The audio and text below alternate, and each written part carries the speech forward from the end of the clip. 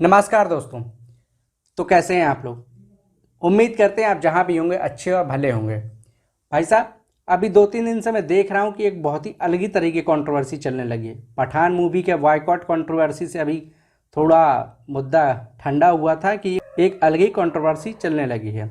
धीरेन्द्र कुमार शास्त्री जो बागेश्वर धाम के शास्त्री हैं और एक प्रोफेसर जिनका नाम श्याम मानव है। तो ये कंट्रोवर्सी कोई मामूली नहीं है, दोनों साइड पढ़े लिखे लोग हैं। तो देखते हैं प्रोफेसर श्याम मानव ने उन पे क्या आरोप लगाया है। तो वीडियो शुरू करने से पहले अगर आप चैनल पर पहली बार हैं तो चैनल को सब्सक्राइब कर लीजिए और बगल वाला जो घंटा है उसको भी दबा दीजिए ताकि समय समय पे आपको ऐसे नोटिफिकेशन मिलते रहें। तो चलिए शुरू करते हैं। जादू टोना विरोधी कानून प्रचार प्रसार अंमलबजावणी समिति का सह-अध्यक्ष इस नाते से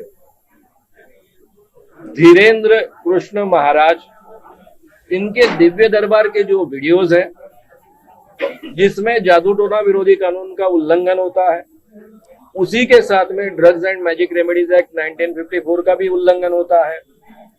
इन सब के प्रूफ्स के साथ मैंने कंप्लेंट दी थी एसीपी क्राइम नागपुर के पास, क्योंकि नागपुर के एसीपी क्राइम दक्षता अधिकारी प्रमुख समन्वयक है, उनको कंप्लेंट करने का अधिकार है, कंप्लेंट दाखिल करने का अधिकार है, आगे की सब कार्रवाई इस कानून के तहत करने का अधिकार है। 8 जनवरी को मैंने ये सब प्रूफ के साथ उनके पास कंप्लेंट की।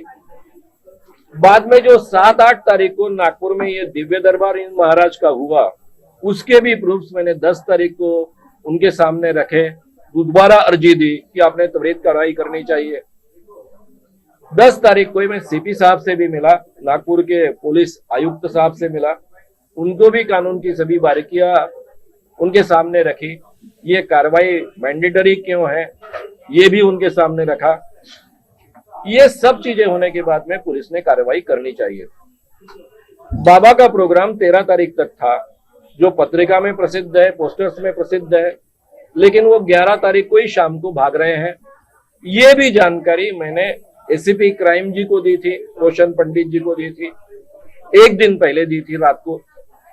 जब वो भाग रहे थे उसके पहले भी मैंने 1 घंटा आधे घंटा पहले ये जानकारी एसीपी क्राइम जी को यानी रोशन पंडित जी को भी दी और सीपी को मैसेज भी भेजा। इसके बावजूद कार्रवाई नहीं हुई है।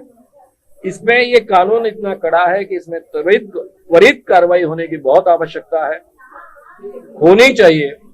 और इसके प्रूफ्स बहुत आसान होते हैं। केवल वीडियो सीडी में या कैसेट में या फिर वीडियो में इसका उल्लंघन की हुई चीजें उपलब्ध है, इतना प्रूफ काफी है। केवल उस बाबा का ये वीडियो होना चाहिए। अब ये जो वीडियो है 7-8 तारीख का हो या पहले के दिव्य दरबार के, वो उन्हीं के ओर से प्रसारित हुए वीडियोज है, इसलिए वहां डाउट रखने के लिए कुछ जगह नहीं है। इसलिए त्वरित कार्रवाई की बहुत आवश्यकता है। आशा करते हैं कि पुलिस जो तैयारी कर रही है उसके बाद में कार्रवाई करेंगे। और इसके साथ में इसके जो आयोजक है, इस काम में जिन्होंने सहायता की है, जिन लोगों ने उनके दिव्य दरबार के चमत्कारों का प्रसार किया है, प्रचार किया है, उन पर भी कार्रवाई होगी। और ये कानून बहुत कड़ा है, कॉग्निजिबल है, नॉन बेलेबल है। इसमें जो शिक्षा का प्रावधान है, पनिशमेंट का प्रावधान है, वो 6 माह से लेकर 7 साल की सजा है। उसी के साथ में प्लस और नहीं है, प्लस 5,000 से 50,000 रुपए दंड का प्रावधान है। और इसलिए ये कानून के तहत बाबा को जेल के अंदर जाना इनएविटेबल है, अपरिहार्य। तो अभी आपने देखा प्रोफेसर साहब ने कितने खतरनाक आरोप लगाए हैं। तो भाई साहब, ये जो श्याम मानव हैं, ये समाज सुधारक, इनके कहे के हिसाब से समाज सुधारक हैं। ये एक मूवमेंट चलाते हैं, अखिल भारतीय अंधश्रद्धा मूवमेंट।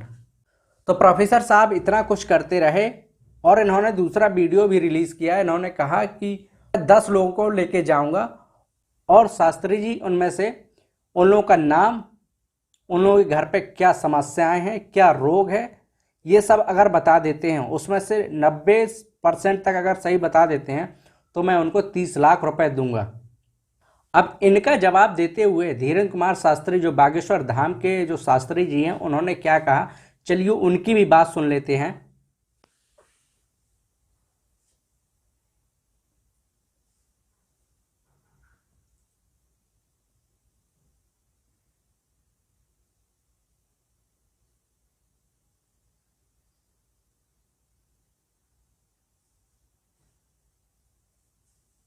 जानकारी हमको कल लगी है और उनका ऐसा कहना है कि हमको दरबार देखना है, तो हम तो वहाँ 2 दिन दरबार लगाए हैं और पूर्ववत ही जो है सबको बता दिया था कि 7 दिन की कथाएं होगी, 7 दिन की रायपुर में कथा होगी, 7 दिन की टीकमगढ़ में कथा होगी, सब जगह की कथाओं का।